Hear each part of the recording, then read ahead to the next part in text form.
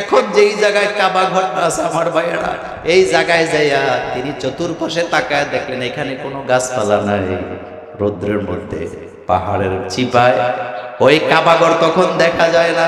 নিজের স্ত্রীকে নিজের ছেলেকে রেখে কয়েক টুকটুক খেজুর আর একটু পানি দিয়া চলে যাচ্ছে। স্ত্রী জিজ্ঞেস করছে কার হুকুমে আমাকে রেখে যাও? তিনি কাঁদতে কাঁদতে আরেক দিকে তাকায় বললেন আকাশ আর জমিনের মালিকের হুকুমে রেখে গেলাম। স্ত্রী হাসি দিয়া বলতেছে আকাশ আর জমিন রবের হুকুমে যদি রেখে যান আমার জন্য চিন্তা করার দরকার নাই, তিনি আমার হেফাজত করবে। কি মজার কথা, কি মজার কথা! ছেলেকে তার স্ত্রীকে এক জায়গায় রেখে চলে যাচ্ছে, কাঁদতে কাঁদতে এক জায়গায় যা দোয়া করতেছে, আল্লাহ আমার আদরের ছেলে আমার স্ত্রীকে হেফাজতের দায়িত্ব তোমার। চলে গেছে ফেলে, কিছু তো যাওয়ার পর ফিরে ফিরে তাকায়, তিনি তো চলেই গেছে। দুই এক দিনের ভিতরে খেজুরও শেষ, পানিও শেষ। হযরতে হাজেরা ছেলের জন্য পানির টেনশন নিয়ে একবার সাফা পাহাড়ে যায়, আরেকবার মারওয়া পাহাড়ে যায়, দাঁড়ায় দাঁড়ায় দোয়া করে আল্লাহ আমার প্রতি আমার সন্তানের প্রতি রহম করো। আজকের মাহফিলে বিশেষ অতিথি হিসেবে ছিলেন আলহাজ মিজানুর রহমান মিজান ভাই, সাবেক চেয়ারম্যান, জনাব নুরুল আমিন মাঝি সভাপতি নোয়াখালী ব্রিকফিল্ড সমবায় সমিতি, জনাব আবুল কাশেম মেম্বার, জনাব Mohammad Mustafa Dubai travels agency. আজকের মাহফিলে প্রধান অতিথি হিসাবে যিনি দাওয়াত পেয়েছেন জনাব শাহাদাতুল্লাহ সেলিম ভাই, জননন্দিত সফল চেয়ারম্যান ৯ নং আপনাদের এই ইউনিয়ন। কথা বলেছেন আলহাজ হযরত মাওলানা ইসহাক আশরাফি। আমার আগে যিনি আলোচনা করেছেন আমার অত্যন্ত কাছের মানুষ, অসাধারণ বা দলিল তিনি কথা বলেছেন আলহাজ হযরত মাওলানা দ্বীন ইসলাম চাঁদপুরি। আমরা দোয়া করছি আল্লাহ সকলকে আপনি কবুল করেন। গরমের রাত্র অনেক হয়েছে, আর আপনারা একটু গরুর গোশত খাইয়া আছেন। গরুর গোশত খাইছেন তো মাশাআল্লাহ। আমাদের দেশে গরু খাওয়াটা মনে করে এটা মুসলমানের কাজ। গরু যারা খায় না তারা হিন্দু, আজ যারা গরু খায় তারা মুসলমান। কথা কি বুঝে আসছে? কিন্তু আদৌ কি এর কথা সত্য? আমাদের দেশে যত গরু পাওয়া যায় আরব দেশে কি তত গরু আছে? আছে? নাই। তো গরু খাওয়াটা মুসলমান হইল কেমনে? আর আমাদের মুসলমানিত্বের নমুনা কি? একই মাঠে ঈদের জামাত দুইটা একসাথে, এই ভাগাভাগি আছে না নাই? আপনাদের নোয়াখালীতে নাই? আশ্চর্য হবেন আপনারা, চলছেটা কি দেশের একই মাঠ একই সমানে, এই পাশে এক দলের ঈদের জামাত চলতেছে, আরেক পাশে আরেক দলের ঈদের জামাত চলতেছে। বুঝতে হবে ঈমান আনছে কিন্তু মুসলমান হতে। আল্লাহ রাব্বুল আলামিন কুরআনুল কারীমে বলেছেন ওয়াতাসিমু বিহাবলিল্লাহি জামিয়া, আল্লাহর রজ্জুকে তোমরা একত্র হয়ে ধরো, তোমাদের আলাদা কোনো দল থাকবে না, তোমাদের দল হবে একটা, লা ইলাহা ইল্লাল্লাহু মুহাম্মাদুর রাসূলুল্লাহ। এই কালিমা যারা পড়বে তাদের জন্য জান্নাতের ঘোষণা আছে না? না। হযরত আবু হুরায়রা রাদিয়াল্লাহু তাআলা আনহু বলেন আমি রাসূলুল্লাহ সাল্লাল্লাহু আলাইহি ওয়াসাল্লামের সাথে দেখা করতে গেলাম। রাসূলকে আমরা ভালোবাসি। দেখা করতে গিয়ে দেখলাম আল্লাহর রাসূল চেহারা মোবারকের উপর একটা সাদা রুমাল দিয়ে ঢাকনা দিয়ে ঘুমাচ্ছেন। রাসূল ঘুমাইলে ডাকা যায় না, বেয়াদবি হয়ে যায়। আমি রাসূলকে জাগাই নাই, চলে আসলাম। কিন্তু রাসূলকে আমি এত ভালোবাসি, আমি আবার রাসূলের কাছে গেলাম। এবার যাই দেখতেছি আল্লাহ রাসূল বসা। আমি রাসূলকে সালাম দিলাম। আল্লাহ নবী আমাকে সালামের জবাব দিয়ে বললেন আবু হুরায়রা আমার কাছে এসে দাঁড়াও। আমি রাসূলের কাছে দাঁড়ালাম। আল্লাহ নবী বললেন আবু হুরায়রা পৃথিবীতে যত মানুষ আছে, যত ধর্ম, যত বর্ণ, যত কালার, আরবি হোক আজনবী হোক, মুশরিক হোক কাফের হোক আর মুমিন হোক, কেউ যদি বলে লা ইলাহা ইল্লাল্লাহ, কথা বুঝতেছেন? কেউ যদি বলে লা ইলাহা ইল্লাল্লাহ, মুহাম্মাদুর রাসূলুল্লাহ সাল্লাল্লাহু আলাইহি ওয়াসাল্লাম। এই কথার উপরে যদি মৃত্যু পর্যন্ত ইস্তেকামাত থাকে, লোকটা মরার সাথে সাথে জান্নাতে চলে যাবে। ও ইন জানা ওয়া ইন সারাকা, লোকটা যদি জিনা করে থাকে, লোকটা যদি চুরি করে থাকে, তবুও জান্নাতে চলে যাবে।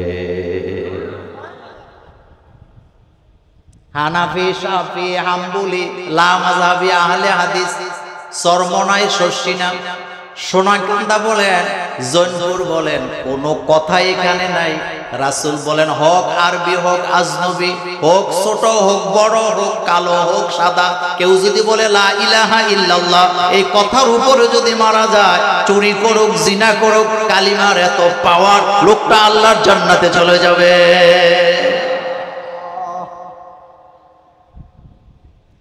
কিন্তু আমরা মুসলমানেরা টুপি দেখে সালাম দেয়, এক পীরের মুরিদেরা আরেক পীরের মুরিদদের সালাম দেয় না, এক দলের লোকেরা আরেক দলের লোকদেরকে সালাম দেয় না। এমন হিংসা বিদ্বেষ আমাদের ভিতরেও আছে না? রাসূল বলেন, ওয়া ইন জানা ওয়া ইন সারাকা। আবু হুরায়রা বলেন, কথাটা আমি নিতে পারছিলাম না। আমি রাসূলকে বললাম, ইয়া রাসূলুল্লাহ, ওয়া ইন জানা ওয়া ইন সারাকা। রাসূল গো, এটা কেমন কথা? লোকটা যদি জিনা করে, চুরি করে, তবু কি লোকটা জান্নাতে চলে যাবে? আল্লাহর নবী বললেন, অবশ্যই লোকটা জান্নাতে চলে যাবে। কোথায় চলে যাবে? জান্নাতে। শুধু বাক্য বলছে কয়টা? লা ইলাহা ইল্লাল্লাহ মুহাম্মাদুর রাসূলুল্লাহ। হাদিস কিন্তু মুসলিমের সহিহ হাদিস। আবু হুরায়রা বলেন, দ্বিতীয়বার আমি রাসূলকে আবার বললাম, রাসূল গো, ওয়া ইন জানা ওয়া ইন সারাকা, জিনা করলে, চুরি করলেও কি জান্নাতে যাবে? নবীজির চেহারা মোবারক গোসা লাল হয়ে গেছে। আল্লাহর নবী বললেন, আবু হুরায়রা, আমি নবী বলতেছি লোকটা জান্নাতে, বারবার প্রশ্ন করার দরকার নাই। কেউ যদি কালিমা পড়ে মারা যায়, আল্লাহ তাকে জান্নাত দিয়ে দিবে।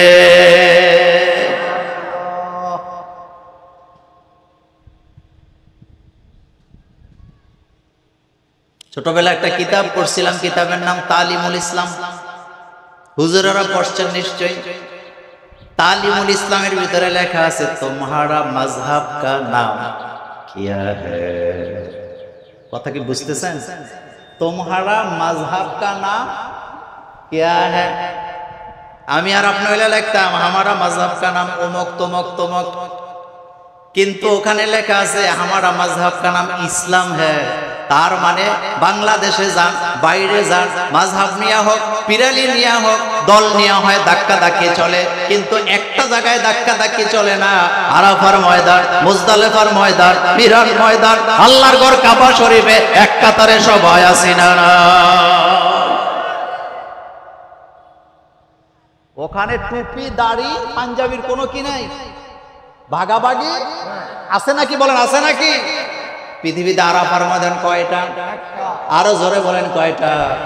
ওই জায়গায় তাকবীর একটাই চলে, লাব্বাইক আল্লাহুম্মা লাব্বাইক। বলেন, লাব্বাইক আল্লাহুম্মা লাব্বাইক, লাব্বাইক লা শারীকা লাকা লাব্বাইক, ইন্নাল হামদা ওয়ান নি'মাতা লাকা ওয়াল মুলক লা শারীকা লাক। তাকবীর কয়টা? কালো মানুষেরও এটা, সাদা মানুষেরও এটা। বিশ্বনবী বলেছেন, বাবা আদমকে আল্লাহ তৈরি করলেন, তাকে যে বডিটা বানাইলেন, পৃথিবীর এমন কোনো মাটি নেই যে এই জায়গার মাটি বাবা আদমের গায়ে নাই। যার কারণে সারা পৃথিবীতে আদমের সন্তানেরা কেউ কালো হয়, কেউ সাদা হয়। আল্লাহ বলছেন, ইয়া আইয়ুহান নাস ইন্না খালাকনাকুম মিন যাকারিন ওয়া উনসা ওয়া জাআলনাকুম শুউবান ওয়া কাবাইলা লিতাআরাফু। আমি কাউকে লম্বা বানাইছি, কাউকে খাটো বানাইছি, কাউকে কালো বানাইছি, কাউকে ধলা বানাইছি, কাউকে মোটা বানাইছি, কাউকে চিকন বানাইছি। এক একটা জাতিকে এক একটা করে আলাদা করে দিছি, লিতাআরাফু, যাতে করে তোমরা চিনতে পারো। কিন্তু যারা ঈমান আনে, মুমিন, তাদের মধ্যে কোনো ভেদাভেদ নাই। হাসরের ময়দান বড় ভয়ানক। সুতরাং যারা দলাদলি করে, যারা একই ঈদগার মধ্যে, একই মাঠের মধ্যে দুই জামাত একসাথে করে, তাদের সাথে ইসলামের কোনো সম্পর্ক থাকতে। আমাদের বাপ কয়জন বলেন তো? কি নাম? কি নাম? রাসূলকে আল্লাহ বানাইলেন, হযরতে আদম আলাইহিস সালামকে আল্লাহ প্রথমে বানালেন মাটি দিয়া। কি দিয়া? মাটি দিয়া বানাইলেন। আদমকে বানাইছে আল্লাহ দুনিয়াতে, কিন্তু আম্মাজান হাওয়াকে বানাইছে কোথায়? কথা কয় না কেন? জান্নাতে। কথাটা মনে রাখবে। আদমকে দুনিয়াতে বানানোর কারণে পুরুষরা মাটির সাথে সম্পর্ক, মাটি কাইটা মাটিকে কোবায়া পুরুষেরা ফসল ফলায়, কিন্তু নারীদেরকে আল্লাহ জান্নাতে বানাইছে কোমল করে, যার কারণে নারীদের মধ্যে চাহিদা অনেক বেশি আছে। না কিছু বুঝেন? আদম আলাইহিস সালাম আর মা হাওয়া আলাইহিস সালামকে বানাইছেন দুইটাকে দুই জায়গায়। একটা বানাইছে দুনিয়াতে, আরেকটা বানাইছে কোথায়? কৃষিকাজ। এটা পুরুষেরা করে না নারীরা করে? পুরুষদের মানায়, কারণ হাতের মধ্যে পেশির মধ্যে শক্তি বেশি। নারীদেরকে বলা হয়েছে তোমরা ঘরে থাকো, অকারনা ফি বুয়ুতিকুন্না ওয়ালা তাবাররুজনা তাবাররুজাল জাহিলিয়াতিল উলা। তোমরা ঘরের ভিতরে থাকো। এখন সমান অধিকারের নামে সব জায়গায় চাকরি আছে না?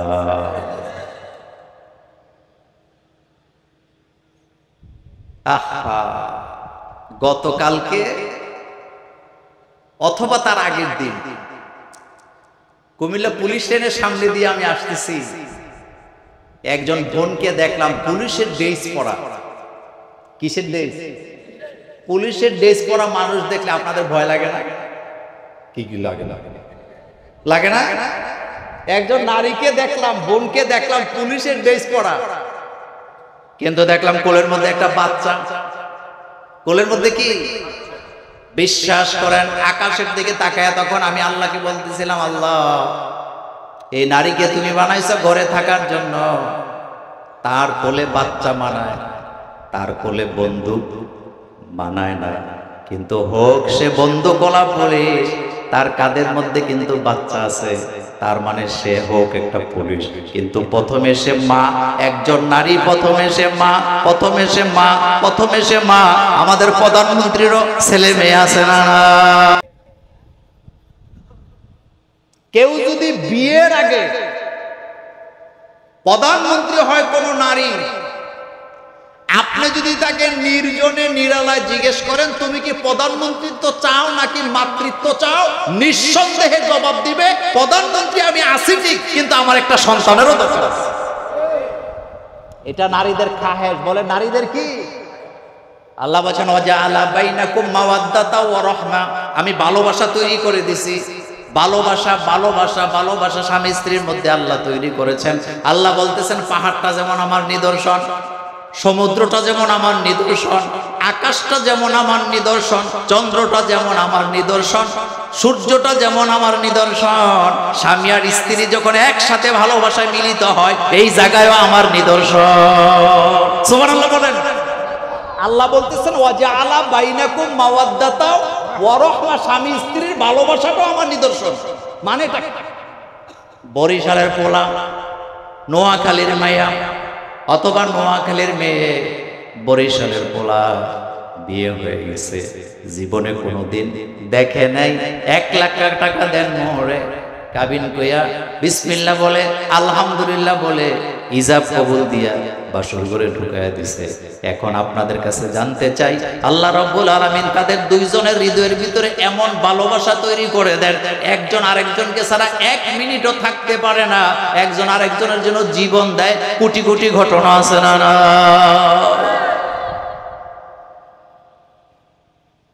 আদম আলাইহিস সালাম তিনি জান্নাতে, আল্লাহ পাক বলছেন ইয়া আদম মুসকুন আনতা ওয়া যাওজুকাল জান্নাতা, হে আদম তুমি তোমার স্ত্রীকে নিয়ে জান্নাতে থাকো। যার কারণে রাসূলুল্লাহ সাল্লাল্লাহু আলাইহি ওয়াসাল্লাম বলেছেন তুমি যদি কাউকে বিয়ে করতে চাও তাকে আগে দেখো, তাকে আগে ভালো করে দেখো। হাদিসে আসছে একজন ব্যক্তি এসে রাসূল সাল্লাল্লাহু আলাইহি ওয়াসাল্লামের কাছে বললেন হুজুর আমি অমুক মেয়েকে বিয়ে করতে চাই। রাসূল বলেন বিয়ের আগে তাকে ভালো করে দেখো, তার সাথে কথা বলো।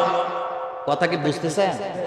তাকে দেখো, তার সাথে কথা বলো, ভালো করে দেখো, কথা বলো। কথা বলার পরে দেখার পরে তোমার হৃদয়ে যদি তার জন্য ভালোবাসা তৈরি হয়, বিয়ে করো, শান্তি পাবা।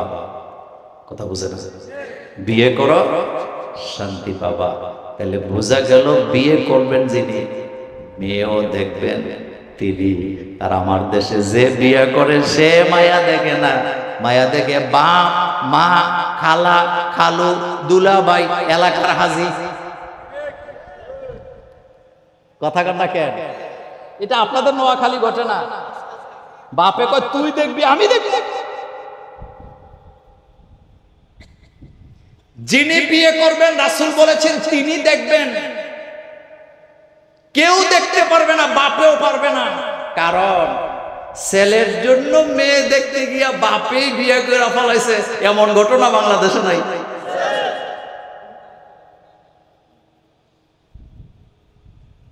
হযরত ইব্রাহিম আলাইহিস সালাম বিয়ে করবেন, এখান থেকে ঘটনা আমার আজকের আলোচনা শুরু। হযরত ইব্রাহিম আলাইহিস সালাম বিয়ে করবেন। রাসূলুল্লাহ সাল্লাল্লাহু আলাইহি ওয়াসাল্লামের জীবনটা দুই ভাগে বিভক্ত। কয় ভাগে?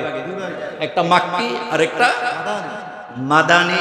সেই ইব্রাহিম আলাইহিস সালামের জীবনটাও দুই ভাগে বিভক্ত। একটা হলো বাবেল শহরে আর একটা হলো কেনানে। সুবহানাল্লাহ ভাইজি। একটা হলো বাবেল শহরে আর একটা কোথায়? তিনি যায় দেখে এক জায়গায় লাইন ধরে লোকেরা দাঁড়ানো, ওইখান থেকে আলোচনাটা শুরু করতে চাই। জিজ্ঞেস করছে এখানে কি হবে? কয় বিয়ের জন্য পাত্রী বেরিয়ে আসবে, ছেলেদেরকে দেখবে, মেয়ে যাকে পছন্দ করে তার সাথে বিয়ে হবে। ইব্রাহিম আলাইহিস সালাম কয় পেটের ভিতরে খাবার নাই, বিয়েটা যদি হইয়া যায় দুই একদিন থাকার তো সুযোগ পাবো। আকাশের দিকে তাকায় বলতেছে আল্লাহ তুমি অনুমতি দাও, আমি এখানে দাঁড়াতে চাই। আল্লাহ বললেন দাঁড়ায় যাও। ইব্রাহিম আলাইহিস সালাম দাঁড়াইছে। হযরতের সারা, নাম শুনছেন? কি নাম? সারা। বলেন কি নাম?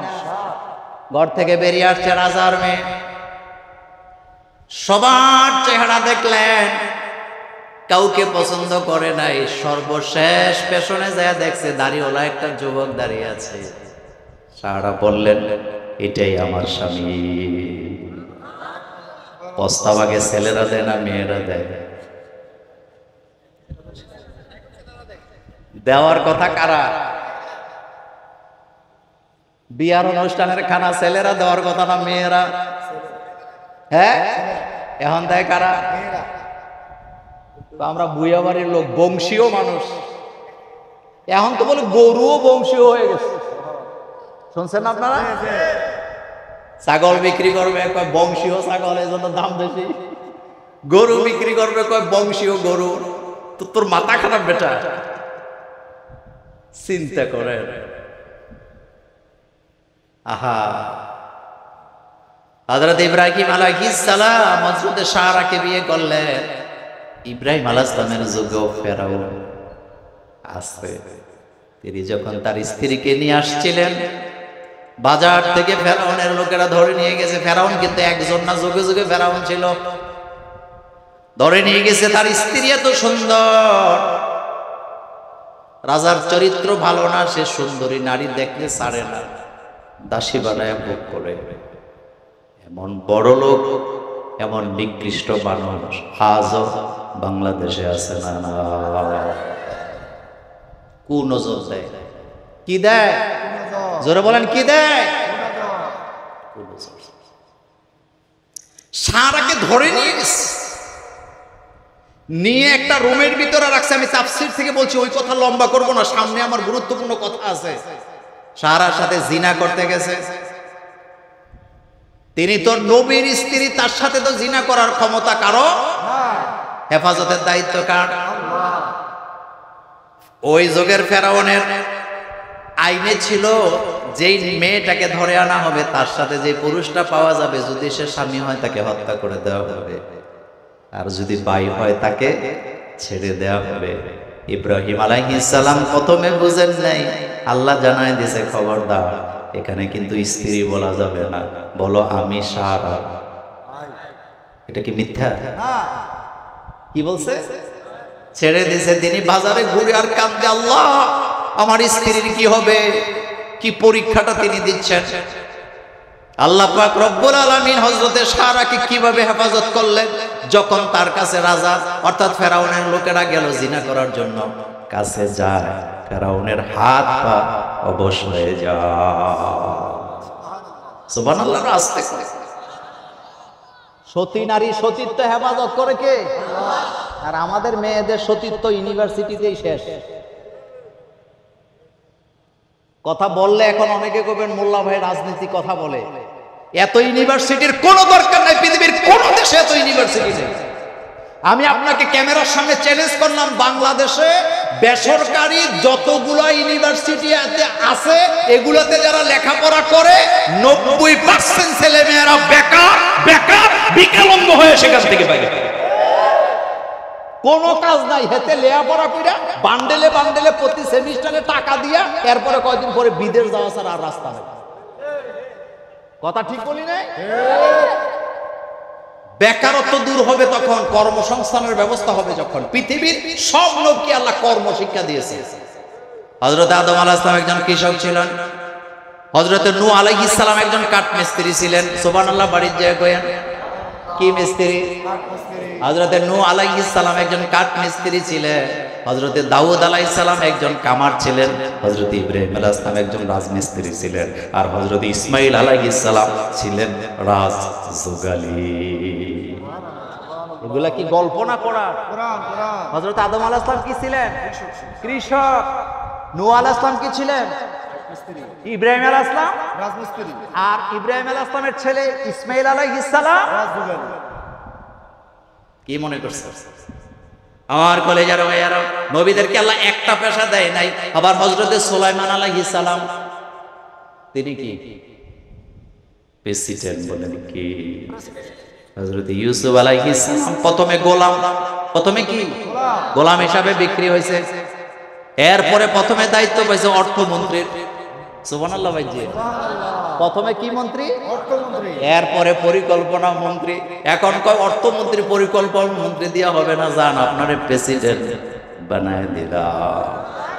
এবার তিনি দোয়া করতেছে, রব্বি কাদ আতাইতানি মিনাল মুলকি ওয়া আল্লামতানি মিন তাউইলিল আহাদিস। রাজনীতি করা নবীদের সুন্নাত, দেশ চালানো নবীদের সুন্নাত, রাষ্ট্র চালানো নবীদের সুন্নাত। হযরতে ইউসুফ আলাইহিস সালাম রাষ্ট্র চালাচ্ছেন, আল্লাহকে বলতেছে, আল্লাহ রাষ্ট্র চালাইতে আমি চাই নাই, তুমি আমাকে রাষ্ট্র চালান শিক্ষা দিয়েছো।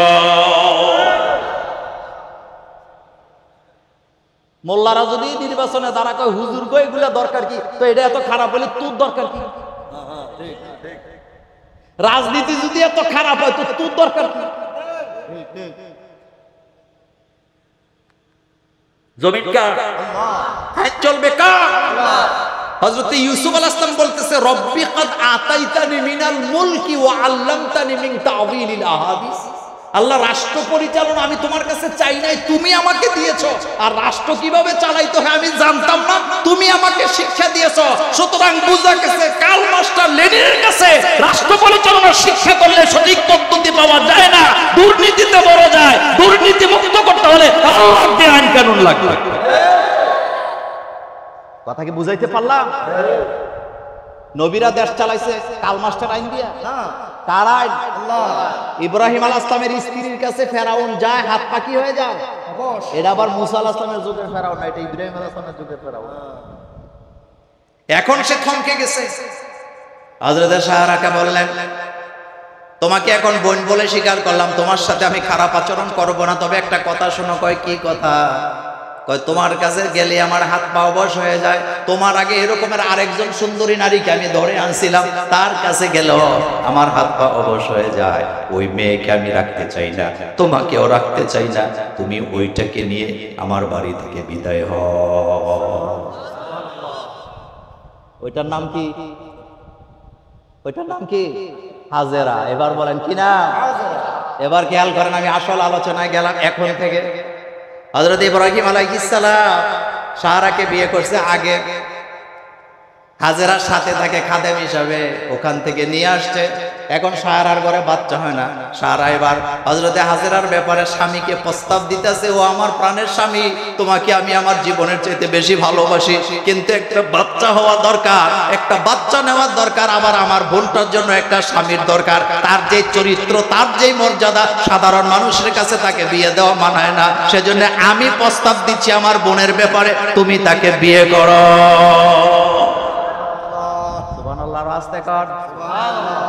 আর আমাদের বউদের কাছে আমরা যদি যাই দ্বিতীয় বিয়ের কথা বলেন, কইব কালকে আত্মহত্যা কইরা তোরে জেলের ভাত খাওয়াইয়া দাও। নবীদের স্ত্রীর ভিতরে কোনো হিংসা বিদ্বেষ, আর আমাদের বউরা কি করে? আপনাদেরকে বলে কিনা জানি না, আমাকে মাঝে মধ্যে বলে আমি মরে গেলে তো আপনি বিয়ে করে ফেলবেন। তা আমি হাসি দিয়ে বলি, তুমি মরে গেলে আমি বিয়ে করলে তোমার সমস্যা কি? কথা বুঝেন নাই? আজকে 2 দিন বাসায় নাই, আমি 3 বার হাত পুড়ছি। তরকারি গরম, এই যে এটা পোড়া, এই যে পোড়া না, তরকারি গরম করতে যাইয়া কয়বার? 3 বার পুড়ছি, মেসেজও দিছি, 3 বার পুড়ছি। তো এখন আপনি বলেন, আমার আল্লাহ না করুক আমার বউ যদি মরে যায়, তো আমি কি ডেলি ডেলি হাত পুরা দরকার না বিয়ে করার দরকার? কিন্তু এই জায়গায় মানতে এক স্ত্রী নাকি তার স্বামীকে বলতেছে, তোমাকে জানের চেয়ে বেশি ভালোবাসি, তো আমি মরে গেলে তুমি বিয়ে করো না। স্বামী বলতেছে, এটা একটা কথা? রান্না বান্না করবো কে, সংসার গুছাবে কে? কয় হ্যাঁ কইরো, আমার কবরটা যেদিন শুকায় যাবে সেদিন বিয়ে বিয়ে। কথা বুঝেন না? নারী বুদ্ধি তো। গোপনে বাইকে বলে গেছে, ভাই আমি যখন মরে যাব ডেলি সকালবেলা ফজরের আগে 1 বালতি বেড়া পানি আমার কবরের উপরে দিবি। আপনি হাসেন, নারী বুদ্ধির কাছে আপনি অচল। কেন বলছি জানেন? ছেলে মেয়ে প্রেম করে অথবা কেউ কোনো মহিলার সাথে পরকীয়া করে যখন ধরা পড়ে, নারীটা ঠিকই কায়দা কানুন করে বেঁচে যায়, ছেলেটাকে জনমের মতো শায়েস্তা করে চলে যায়। কারণ পুরুষের কথা কেউ বিশ্বাস।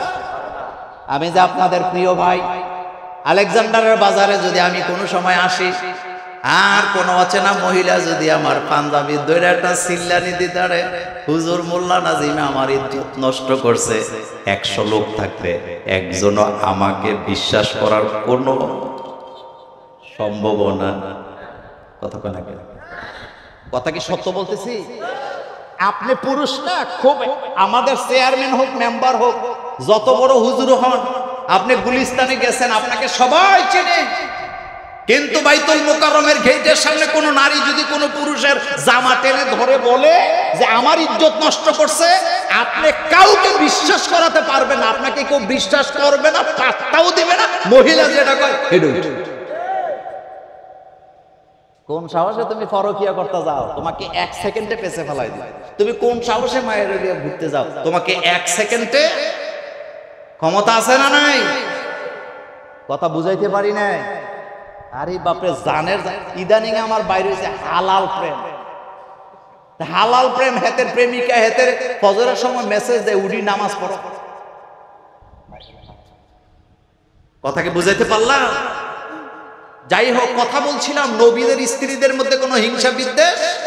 আপনি দেখছেন হযরতে সারা বলতেছে, স্বামী গো, এই মেয়েটার জন্য উপযুক্ত স্বামী হিসাবে আপনি ছাড়া আর কেউ। স্ত্রী স্বামীকে বিয়ে করায় লাভ আছে না নাই? লাভটা পরে বলি আমার ভাইয়েরা। এখন হযরত ইব্রাহিম আলাইহিস সালামের স্ত্রী কয়জন? একজনের নাম হাজেরা, পরে আগে কি? এরপরে কারা ঘরে বাচ্চা হয় না? ইব্রাহিম আলাইহিস সালামের বয়স চলে 80 থেকে 86 বছর। 80 থেকে। এখন আসেন পয়েন্ট নাম্বার 1, যারা আল্লাহর কাছে বাচ্চা চান, আমাদের অভ্যাস করা, দোয়াটা বুঝি না। আমরা দোয়া করি, আল্লাহ একটা ছেলে দাও, একটা মেয়ে দাও। দোয়া এটা হুজুরকে দাওয়াত দিয়া কর, হুজুর সাহেব আমার জন্য দোয়া করে, আল্লাহ যেন একটা সন্তান দেয়। এবার হুজুর দোয়া করতেছে, আল্লাহ তার একটা সন্তান দেয়। কয়দিন পরে হুজুরের দোয়ার ফসল শয়তান হয়েছে ঠিক, কিন্তু বান্দরের খালতো ভাই। বান্দরে তাহলে কি চাইবেন? ভুলটা কোন জায়গায় করছেন? সন্তান শুধু চাইলে হবে না, আল্লাহর কাছে নেক সন্তান চাইতে হবে। মোল্লার কথা না আল্লাহর কথা? 1 নাম্বার বলেন কি সন্তান? রব্বি হাবলি মিনাস সলিহিন। ইব্রাহিম আলাইহিস সালাম আল্লাহর কাছে এই কথা বলে না যে আল্লাহ আমার একটা ছেলে দাও, একটা মেয়ে দাও। ইব্রাহিম আলাইহিস সালাম বলতেছে, আল্লাহ দয়া করে তুমি আমাকে একটা নেক সন্তান দাও। যুবকদের কাছে জানতে চাই, কি সন্তান? আরো জোরে কোন? নেক সন্তান। নেক সন্তান চাইবেন। নেক সন্তান হলে কি হয়? এবার আল্লাহ যখন তাকে পরীক্ষা নিলেন, আল্লাহ রাব্বুল আলামিন সর্বপ্রথম অর্ডার করলেন, তখনও কুরবানির অর্ডার আসে নাই।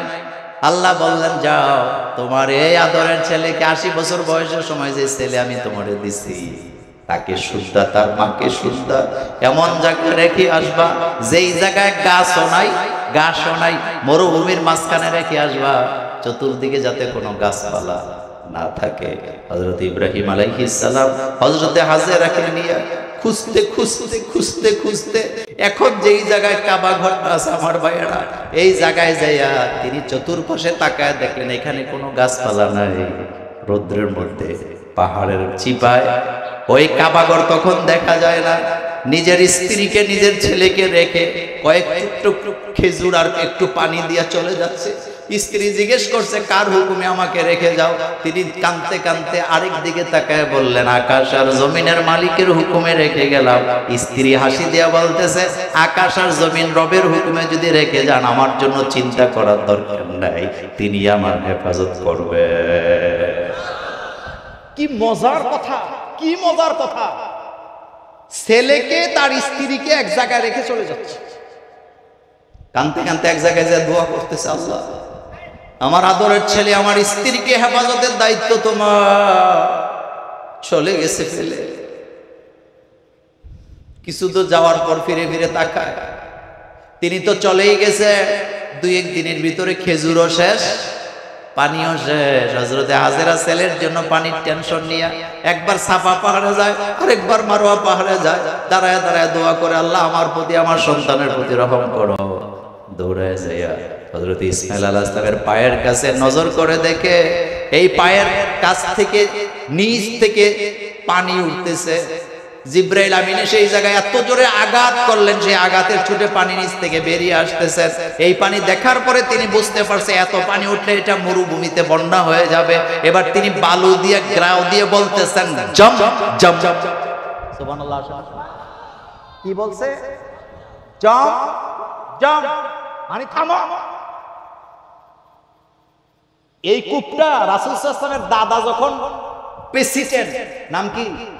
আব্দুল মুত্তালিব, এই কূপটা তখন হারায় গেছিল বলতে এই কূপটাকে তারা নষ্ট করার জন্য বালু দিয়ে ঢেকে দিয়েছিলেন। আল্লাহ পাক রাসূল সাল্লাল্লাহু আলাইহি ওয়াসাল্লামের দাদাকে 1বার 2বার নয় 10 বার স্বপ্ন দেখাইছে, তুমি কূপটা খুঁজে বের করো। সুবহানাল্লাহ। বাড়িতে তুমি কূপটা খুঁজে বাইর করো। তিনি এটা রাসূল সাল্লাল্লাহু আলাইহি ওয়াসাল্লামের দাদা যখন প্রেসিডেন্ট আব্দুল মুত্তালিব, তিনি তখন কূপটাকে আবার খুঁজে বের করছে। আর এই কূপ কি দুনিয়ার অন্য কূপের মতো? কি পানি! এই পানিতে এনার্জি আছে, ভিটামিন আছে, ক্যালসিয়াম আছে, আশ্চর্যজনক পানি। হাজিরা যখন তাওয়াফ করে ক্লান্ত হয়ে যায়, 1 গ্লাস জমজম খাইলে ক্লান্ত আর থাকে না। জমজমের পানির এত মর্যাদা। জাপানের 32 জন পানি বিজ্ঞানী যারা পানি নিয়ে গবেষণা করেছেন, একটা টিম ছিল, তারা জমজমের পানি নিয়ে গবেষণা করার পরে ওই 32 জন বিজ্ঞানী একসাথে জমজমের পানি দেখে কালিমা পড়ে মুসলমান। কয়জন? জাপানে একসাথে 32 জন ডক্টরেট করা বিজ্ঞানী যারা জমজমের পানি নিয়ে গবেষণা করেছেন 6 বছর। জমজমের পানির উপকরণ দেখে তারা স্বীকার করেছেন পৃথিবীতে এই রকমের পানি আর কোথাও নাই, আর এই পানিটা আল্লাহ মুসলমানদেরকে দান করেছে। পানি জমায়া দিছে। খেজুর যেগুলা খাইছিলেন, সকালে খেজুরের বিচি ফালায়, বিকাল বেলা যায় দে এটা গাছ বড় হয়ে গেছে, পরের দিন সকালে যায় দে খেজুর পাইকে আছে। সময় লাগে কয় দিন? 1 দিন। কথা শুনেন, আল্লাহ রহমত কাকে বলে? তিনি এখান থেকে 1 সপ্তাহ পরে এখানে আর মরুভূমি নাই, ওই যে খেজুরের বিচি ফালাইছে এখানে একটা গ্রাম হয়ে গেছে। সুবহানাল্লাহ। কি হয়ে গেছে? ব্যবসায়ী বণিকেরা, কাফেলার লোকেরা উট নিয়ে যাচ্ছিলেন 2 মাইল 3 মাইল দূরে দিয়ে। তো পানি থাকে যেখানে, উপরে পাখি উড়ে। আপনারা তো শহরের মানুষ বুঝবেন, যেখানে পানি থাকে উপরে কি উড়ে? পাখি উড়ে। গাছ আছে যেখানে পাখি আছে সেখানে। ব্যবসায়িক বণিকেরা দূর থেকে তাকায় দেখে এখানে গ্রাম দেখা যায় কেন? এটা তো এই রাস্তা হবে না, আমরা কি রাস্তা ভুল করলাম নাকি? আরেকজন কই চল কাছে যায় দেখি ঘটনাটা কি। এবার পুরা কাফেলার লোকেরা তাদের উটগুলাকে নিয়ে পানির সন্ধানে, যেহেতু উপরে পাখি উড়ে নিশ্চিত এখানে পানি আছে, কাছাকাছি যা দেখতে পেলেন একজন সুন্দরী রমণী নারী তার ছোট বাচ্চাকে নিয়ে বসে আছেন। ব্যবসায়ী বণিকেরা বললেন, ওই মহিলার চেহারার মধ্যে আমরা এত মর্যাদার ভাব গম্ভীর্য দেখতে পাইছিলাম, ওই মহিলাকে দেখার পরে আমাদের কোনো খাহেশ তখন আসে নাই, আমাদের কাছে মনে হলো যেন তিনি আমাদের মা, তিনি আমাদের কাছে। গেলাম, গিয়ে বললাম এখানে গ্রাম আসলো কোত্থেকে? তিনি পুরা ঘটনা বললেন। আল্লাহ রাব্বুল আলামিন হযরতে ইসমাঈল আলাইহিস সালামের মা হযরতে হাজেরার হৃদয়ের ভিতরে ওহী নাযিল করে জানায় দিলে, খেজুরগুলো বিক্রি করে দিবা, কিন্তু জমজমের পানি বিক্রি করা যাবে না। এটা মানুষের জন্য আমি আল্লাহ কিয়ামত পর্যন্ত ফ্রি করে দিলাম। এখানে তিনি কয়েকদিন পরে ইব্রাহিম আলাইহিস সালাম আসছে। আল্লাহ বললেন, ইব্রাহিম এখানে কাবা ঘরটা আছে, তুমি কাবা ঘর তৈরি করো। দেয়ালটা দেখে দেখে বাবা ছেলে কাবা ঘর কি দেয়ালটা উঁচু করে দাও। বাপ রাজমিস্ত্রি, ছোট্ট বাচ্চা, জোগালি, আমার কলিজার ভাইরা, কি কাবা ঘর, কাবার সাথে আমাদের কলিজার সম্পর্ক আছে না নাই? গত কয়েকদিন আগে হাজিদের একটা ট্রেনিং সেন্টারে আমি বক্তৃতা দিচ্ছিলাম। একজন ডাক্তার আমার হাত ধরে বলল, মোল্লা ভাই কাবা ঘর দেখার পরে আমি বেহুশ হয়ে গেছিলাম। আমি বললাম কেন? তিনি বললেন, এমন ঘর পৃথিবীতে আমি আর একটাও দেখি না। একটা পাথরের ঘর। আমরা কি কাবার গোলামি করি না কাবার মালিকের? জোরে বলতে হবে। কয়েকদিন আগে দেখলাম এক ভণ্ড গান গাইতেছে আর বলতেছে, তোমরা যে পশ্চিম দিকে ফিরা নামাজ আদায় করো, তোমাদের নামাজ হবে না, কারণ আল্লাহ তো পশ্চিম দিকে নাই, আল্লাহ তো বাবা শাহজালালের কবরে বসা। নাউজুবিল্লাহ, আস্তে করে। আল্লাহ কোথায় বসা? গাজা যে ঢেলি কয় ফটলা খায় আল্লাহ ছাড়া? আপনি আশ্চর্য হবেন, এই পৃথিবীটা হলো আল্লাহর সৃষ্টি জগতের ক্ষুদ্রতম একটা অংশ মাত্র, আর সমগ্র সৃষ্টি জগৎ আল্লাহর হাতের তালুতে। এটা হাদিসে কুদসিতে এসেছে, সমগ্র সৃষ্টি জগৎ আল্লাহর হাতের তালুতে। তো বাংলাদেশের পৃথিবীর তুলনায় বাংলাদেশটা কত? বাংলাদেশের তুলনায় শাহজালালের মাজারটা কত? তার মাথা ঠিক আছে? আল্লাহ বলছেন, খবরদার কাবার গোলামি করা যাবে না। জানতে চাইলাম আল্লাহ তাহলে কার গোলামি করব? আল্লাহ বলছেন, ফালিয়াবুদু, পড়েন, ফালিয়াবুদু রাব্ব হাযাল বাইত আল্লাযী আত'আমাহুম মিন জু' ওয়া আমানাহুম মিন খাউফ। কাবার ঘরের মালিকের গোলামি করো। মালিকের নাম কি? আল্লাহ। আমরা যে কাবার দিকে ফিরে নামাজ আদায় করি, আমরা কি কাবার দিকে ফিরি না আল্লাহর দিকে ফিরি? আল্লাহর দিকে। বুঝেই নাই মূর্খ কোথাকার, গন্ড মূর্খ। কয়দিন আগে গান গাইছে, আল্লাহর ধন খাজারে দিয়া। আল্লাহ কাছে খালি। আপনাকে আমি জিজ্ঞেস করি, আল্লাহর ধন যদি আল্লাহ কারোরে দেয়, তারে খুঁজে পাওয়া যাবে মিয়া? পাওয়া যাবে? পৃথিবীর একজন মানুষের ধারণ ক্ষমতা হলো তার 1.5 গুণ। আপনি আপনার 1.5 গুণ ওজন বহন করতে পারবেন, বড় ওজন 2 গুণ পারবেন, কিন্তু আল্লাহর যে সম্পদ, এই সম্পদের নিচে আপনি চাপা পড়লে জীবনে আপনাকে খুঁজে পাওয়া যাবে। পাওয়া যাবে? আমরা কাবার দিকে ফিরে নামাজ আদায় মূলত করি না, আমরা আল্লাহর দিকেই ফিরি। তাহলে আপনি বলবেন, মোল্লা ভাই কাবার দিকে কেন? কাবার দিকে কেবলা, কারণ এই ঘরটা কার। তবে মজার ব্যাপার দেখেন, কাবা ঘর থেকে পূর্ব দিকে যারা, তারা পশ্চিম দিকে ফিরে নামাজ আদায় করে।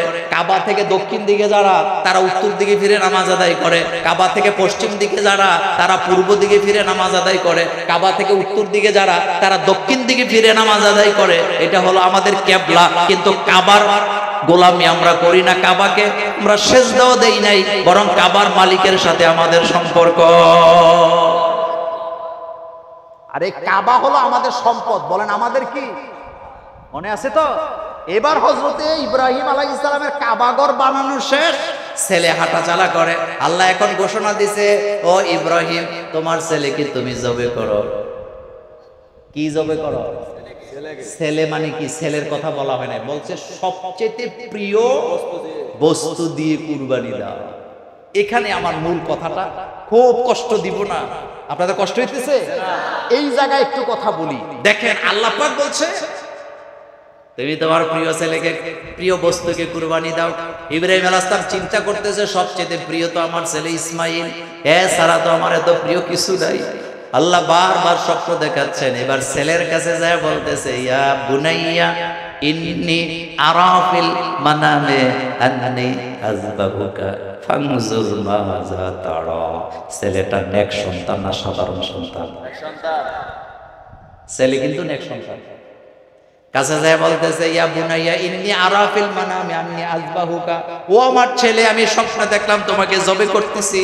ফানজুর মাযা তারা, তুমি তোমার রায় পেশ করো। হযরত ইব্রাহিম আলাইহিস সালামের কথা শুনে ছেলে দৌড় দিছে। কথা কর না কে? দৌড় দিছে? লাভ দিছেন? চিৎকার দিয়েছে? কেন দেয় নাই? কারণ তিনি নেক সন্তান। সুবহানাল্লাহ পড়ে। তিনি কি সন্তান? এখন বাপকে বলতেছে ইয়া আবাতি ফাআল মা তুমারু সাতাজিদুনি ইনশাআল্লাহু মিনাস সাবিরিন। ও আমার আব্বা, আপনি তাই করেন, আপনাকে আল্লাহ যা হুকুম করেছেন। সাতাজিদুনি ইনশাআল্লাহু মিনাস সাবিরিন, আপনি অবশ্যই আমাকে ধৈর্যশীলদের মধ্যে পেয়ে যাবেন। সাতাজিদুনি, বাবা আপনি আমাকে পেয়ে যাবেন। ইনশাআল্লাহু মিনাস সাবিরিন, ধৈর্যশীলদের মধ্যে আমাকে পাবেন। কিন্তু আমাদের মধ্যে অধৈর্য আছে না নাই? নোয়াখালীর মধ্যে অধৈর্য নাই, আন্ডার সরে নাই। এটা কি চলছে? হ্যাঁ, ষোল্লকিয়া সর এখানে নাই। আজকে আইসা শুনলাম আপনাদের লক্ষ্মীপুরে নাকি হুজুরে বউরে জব করে দিচ্ছে। শোনেন নাই? আমি একবার কুমিল্লার মুরাদনগর একটা জায়গা আছে, ওখানে আমি একটা সময় ছিলাম। সকালবেলা এক পরিবারের লোকেরা তালাকের মাসালা জানতে আসে। পুরা পরিবার এসে বলতেছে হুজুর একটা তালাকের মাসালা বলে। কি মাসালা? তো যে তালাক দিছে এতে কয় হুজুর আমি মানে বেবি ট্যাক্সি, তখন সিএনজি ছিল না, আগে কি ছিল দেখছেন আপনারা? কয় হুজুর আমি বেবি চালাই, মাথা গরম, বাসায় এসে দেখছি বউ এখনো রান্না করে নাই, জিদ্দের ঠেলা তালাক দিছি, তালাক কি হবে? বউ বলতেছে হুজুর ওনার কথা শুনলেন না, আপনি আমারটা শোনেন। তা আমি বললাম কি হয়েছে? বউ বলতেছে হুজুর তালাক দিছে সমস্যা নাই, কিন্তু আমারে একলা দেয় নাই, আমারেও দিছে, আমার নানিরও দিছে, আমার মায়েরও দিছে। জিদ বলেন কি? আপনাকে এই কথাটা বলার জন্য আমি এই কথাটা টানছি। জিদ ভালো জিনিস। আল কাযিমিনাল গায়জা ওয়াল আফিনা আনিন নাস আল্লাহু ইউহিব্বুল মুহসিনিন। আল্লাহ বলেন খবরদার, যারা নিজের গোশাকে হজম করতে জানে আর যারা কি কি কি হজম করে, আল কাযিমিনাল গায়জা ওয়াল আফিনা আনিন নাস, যারা গোশাকে হজম করতে জানে, মানুষকে কথায় কথায় ক্ষমা করতে জানে, আল্লাহ বলেন আমি আল্লাহ তাদেরকে মাফ করে দেই। শুধু মাফ করি না, আমি তাকে ভালোবাসি, আমি তাকে। আর আমাদের জিদ্দের ঠেলা বউরে দেয় কতরে তালাক, তোর মায়ের তালাক, তোর নানিরে তালাক, তোর সদ্য গোষ্ঠীরে তালাক, তো তুই তো হের নানিরে বিয়ে করছিস। তুই এরকমের জিদেল্লা লোক আপনাদের এলাকায় নাই। জিদকে মাটি দিবেন, বলেন জিদকে কি দিবেন? মাটি দিবেন। এটা কোরবানির শিক্ষা। আর ছেলে বলতেছে সাতাজিদুনি ইনশাআল্লাহু মিনাস। আমাদের দেশে অনেকে কয় যে দুম্বা যদি আল্লাহ না পাঠাইতো তাহলে তো ছেলেই কুরবানি দেওয়া লাগতো। মুছে তেল দিয়ে না, ছেলে কুরবানি দেওয়ার জন্য আল্লাহ এটা পাঠায় নাই। মূল ব্যাপারটা ভিন্ন। আচ্ছা আপনারা বাচ্চাদেরকে চকলেট দেন না? চকলেট দেন না? দাদা, নানা, বাবা, মা, নানি, দাদিরা ছোট্ট বাচ্চাদের হাতে চকলেট দেয়। দেওয়ার পরে বাচ্চা যখন চকলেটটা খুলে মুখে দিতে চায়, দাদা নানার হাত পাতে কামড়ে দাও বলে না? তো বাচ্চা যখন দাদার হাতে চকলেটটা দেয়, বাচ্চাকে এটা খাইয়া ফেলে না, দাদাকে এটা খায় না, বাচ্চাকে আবার দেয়। শুধু দেয় না, একটা চুমাও দেয়। যখন এটা হাতে দেয়, এখন ধরে কয় তুমি খাও দাদামণি, এবার চকলেটটা ঢুকে এই জায়গায় একটা চুমা দিয়ে দেয়। আর আল্লাহ পাক ইব্রাহিম আলাইহিস সালামকে বলতেছে তুমি তোমার আদরের বস্তুকে কুরবানি করো। তিনি যখন তার ছেলেকে কুরবানি করতে গেলেন, আল্লাহ পাক জান্নাত থেকে একটা দামি দুম্বা পাঠাই দিলেন, এটা জব হয়ে গেল। আর ইব্রাহিমকে বললেন কাদ সাদ্দাকতা রুইয়া, ঈমানের পরীক্ষায় তুমি পাস করেছো। সুবহানাল্লাহ। নেতা হইতে ইমানের পরীক্ষা দেওয়া লাগে, নেতা হইতে। কিন্তু আমাদের বাংলাদেশের নেতা হইতে হইলে গাঁজা টানা লাগে আর মিথ্যা কথা, মিথ্যাবাদী, সাফাবাদী হওয়া লাগে। পৃথিবীর সব নবীদের ব্যাপারে আল্লাহ বলছেন আমি তাদেরকে নেতা বানিয়েছি পরীক্ষা নেওয়ার পরে। ইব্রাহিম আলাইহিস সালাম নেতা হয়েছে পরীক্ষা দিয়া, আর আমার দেশের চোরেরা নেতা হয়ে এমনি। যার কারণে একজনে কুরবানি দেয় 10 লাখ টাকার পশু দিয়ে, এরকমের আছে না নাই? আমি আপনাকে চ্যালেঞ্জ ছুড়ে দিলাম, হালাল টাকা দিয়া কোন ব্যক্তি প্রতি বছরে 10 লক্ষ টাকা দিয়া কখনো কুরবানি দেওয়ার সুযোগ। একটা লোক হালাল ভাবে কামাই করলে 10 লাখ টাকা জীবনে কামাইও করতে পারে। কথাকে ঠিক বললা? আর হেতে কয় লাখ টাকা দিয়ে কুরবানি দেয়? নমুনা ভালো না, নমুনা এটি মানুষে দেখাবার জন্য হচ্ছে, আল্লাহর জন্য কুরবানি। হযরত আদম আলাইহিস সালামের 2 ছেলে কুরবানি দিছে, একটা দিছে দুনিয়া পাওয়ার জন্য, আরেকটা দিছে আল্লাহকে পাওয়ার জন্য। আল্লাহ পাক বলেন আমি মুত্তাকিদের কুরবানি কবুল করি। কার কুরবানি? তো মোমেনদের জন্য সবচেয়ে বড় শিক্ষা হলো কুরবানি থেকে ধৈর্য, ধৈর্য, ধৈর্য। আল্লাহ যেন আমাদেরকে ধৈর্য ধরার তৌফিক দান করেন, আমরা বলি আমিন। আমার কলিজার ভাইরা, প্রচন্ড গরম পড়তেছে, আমি আপনাদেরকে আর কষ্ট দেব না, আমি মুনাজাতের দিকে যাব। এমনিতে আমি আজকে খুব সুস্থ না, আমার একটু ওষুধ খাওয়াতে একটু সমস্যা হয়েছে। তো যাই হোক, এত গরমে আর কষ্ট দিচ্ছি না, আমরা এখন মুনাজাতের দিকে যাচ্ছি। আল্লাহ পাক যেন আমাদের ছেলে মেয়েগুলোকে ইসলামের জন্য কবুল করেন, আমরা বলি আমিন। সকলে আলহামদুলিল্লাহ সূরা একবার, সূরা ইখলাস 3 বার পড়েন। এটা খুলেন তো। আউযু বিল্লাহি মিনাশ শাইতানির রাজীম, বিসমিল্লাহির রহমানির রহিম। আলহামদুলিল্লাহি রাব্বিল আলামিন, আর রহমানির রহিম, মালিকি ইয়াউমিদ্দিন, ইয়াকা না'বুদু ওয়া ইয়াকা নাস্তাঈন, ইহদিনাস সিরাতাল মুস্তাকিম, সিরাতাল লাযীনা আন'আমতা আলাইহিম গায়রিল মাগদুবি আলাইহিম ওয়ালাদ-দাল্লিন। বিসমিল্লাহির রহমানির রহিম। কুল হুয়াল্লাহু আহাদ, আল্লাহুস সামাদ, লাম ইয়ালিদ ওয়া লাম ইউলাদ ওয়া লাম ইয়াকুল লাহু কুফুয়ান আহাদ। বিসমিল্লাহির রহমানির রহিম। কুল হুয়াল্লাহু আহাদ, আল্লাহুস সামাদ, লাম ইয়ালিদ ওয়া লাম ইউলাদ ওয়া লাম ইয়াকুল লাহু কুফুয়ান আহাদ। আল্লাহুম্মা সাল্লি আলা সাইয়্যিদিনা মুহাম্মদ ওয়া আলিহি ওয়া আসহাবিহি আজমাইন। আল্লাহুম্মা আমিন। রব্বানা যালামনা আনফুসানা وإن لم تغفر لنا وترحمنا لنكونن من الخاسرين ربنا آتنا في الدنيا حسنة وفي الآخرة حسنة وقنا عذاب النار রব্বুল আলামিন আজকের এই কোরআনের মাহফিলকে কবুল করে নাও। আয় আল্লাহ, এই মাহফিলকে তুমি কবুল করে নাও, আমাদের দুরুদ ও সালাম সোনার মদিনায় পৌঁছায়া দাও। আল্লাহ, এই এলাকায় যত গোরস্থান আছে সকল কবরের আযাব মাফ করে দাও। এই এলাকার মা বোনদের জীবনের গুনাহ ক্ষমা করে দাও। আমার মা বোনদের মর্যাদা বাড়ায় দাও। মা বোনদের মধ্যে যারা অসুস্থ, দয়া করে সুস্থতা দান করে দাও। ফসলের জমিনে বারাকা দান করে দাও। আল্লাহ, যার যত অভাব অনটন আছে দূর করে দাও। ঋণগ্রস্ত ব্যক্তিদেরকে ঋণ থেকে মুক্ত করে দাও। রব্বুল আলামিন আজকের মাহফিলকে কবুল করে নাও। মসজিদের যত কাজ বাকি আছে, যারা টাকা পয়সা দান করলেন, আল্লাহ দয়া করে তাদের দানের বিনিময়ে দুনিয়ার বিপদ দূর করে দাও। আল্লাহ, প্যান্ডেল, লাইটিং, মাইকিং যারা করলেন, ব্যবসায় বারাকা দান করো। আল্লাহ, আমরা যারা হাত তুলেছি, আমাদের মধ্য থেকে মা বাপ যাদের দুনিয়া থেকে বিদায় হয়ে গেছে, আল্লাহ তুমি যদি তাদেরকে শাস্তি দাও, কারো কাছে কোনো কৈফিয়ত দেওয়া লাগবে না। আল্লাহ, তুমি মাফ করলো, কৈফিয়ত দেওয়া লাগে না। তুমি খোদা দিরাজ, তুমি ক্ষমতার মালিক, দয়া করে আমাদের আব্বা আম্মার কবর জান্নাত বানায় দাও।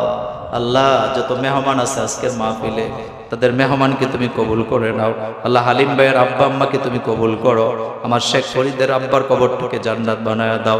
জনাব শামসুল আলম সাহেবের হায়াতকে লম্বা করে দাও। আয় আল্লাহ তাআলা, আজকের মাহফিলে যত মেহমান বিন্দু আছে, মুস্তফা সাহেব, নুরুল আমিন মাঝি সাহেব, আবুল কাশেম মেম্বার, মিজানুর রহমান মিজান ভাই, শাহাদাতুল্লাহ সেলিম ভাই, আল্লাহ তাদেরকে দয়া করে হায়াতে তাইয়্যিবা দান করে দাও। আল্লাহ, যারা দান করেছেন তাদের দানগুলোকে কবুল করো। আজকের মাহফিলে কথা বলেছেন মাওলানা ইসহাক সাহেব, কথা বলেছেন মাওলানা দিন ইসলাম চাঁদপুরি, আল্লাহ দয়া করে তাদের কণ্ঠে বারাকা দান করো। আল্লাহ, যারা অসুস্থ, যে যত দূর থেকে এসছে, কদমে কদমে নেক দান করে দাও। এই প্যান্ডেল, লাইটিং, মাইকিং যারা করলেন, আল্লাহ তাদের ব্যবসা বারাকা দান করো। আয় আল্লাহ, এই মাহফিলটা প্রতি বছর করতে পারে সেই তৌফিক দান করে দাও। আয় আল্লাহ তাআলা যারা দোয়া চেয়েছেন আল্লাহ তাদের দোয়াকে কবুল করো। যারা বিদেশে আছে প্রবাসীদের কামাই রুজিতে বারাকা দান করে দাও। আল্লাহ আমাদের ছেলে মেয়েগুলিকে চক্ষু শীতলকারী ছেলে মেয়ে বানাও। আল্লাহ আমাদের স্ত্রীদেরকে দিনদার বানাও, আমাদের স্ত্রীদেরকে নামাজি বানাও। আল্লাহ পরিবার পরিজনের সাথে একসাথে যেন আমরা জান্নাতে যেতে পারি সেই তৌফিক দান করে দাও। আয় আল্লাহ মক্কা মদিনায় যারা যেতে পারে না যাওয়ার তৌফিক দাও। সাপে কামড়ে যারা দুনিয়া থেকে বিদায় হয়ে গেছে তাদেরকে শহীদি মর্যাদা দান করে দাও। আমার দেশটাকে গজব আর আযাব থেকে হেফাজত করো। আয় আল্লাহ বাংলাদেশের প্রতিটা ইঞ্চি মাটিকে তুমি ইসলামের জন্য কবুল করো। আয় আল্লাহ যেদিন দুনিয়া থেকে বিদায় নেব জবানে পড়ায় দিও লা ইলাহা ইল্লাল্লাহ মুহাম্মাদুর রাসূলুল্লাহ সাল্লাল্লাহু